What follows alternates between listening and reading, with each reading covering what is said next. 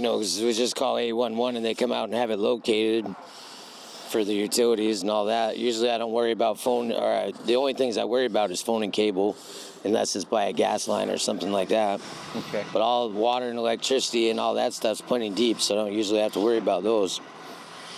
I can do it a lot faster because I know what I'm doing. Our rental equipment is usually junk. Most rental equipment only goes down 6 inches. This big machine right here go down 2 feet. Preventing growth, I mean, if the stump's gone, pine trees don't grow back. Okay, so if I was doing an elm tree and it has a substantial root coming off from it, and if I didn't grind that until at least 6 inches below ground level, it has a chance of resprouting.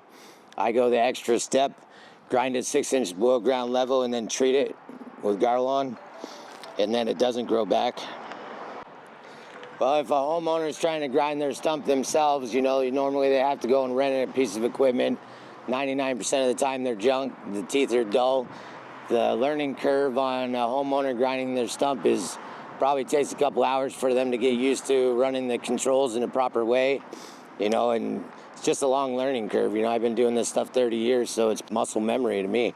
If it's a extensive root system like on that maple we looked at the other day, where it's 15 feet across, then it's pretty extensive. I mean, you got to be pretty particular on the roots that you take out and which ones you can rip out with this little machine.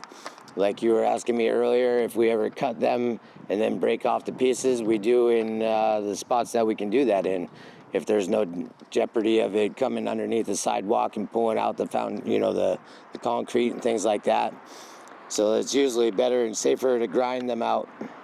Before we ever end up going to grind the stump, the office calls in 811 to do the city and county locates to make sure there isn't any gas lines or water lines growing underneath.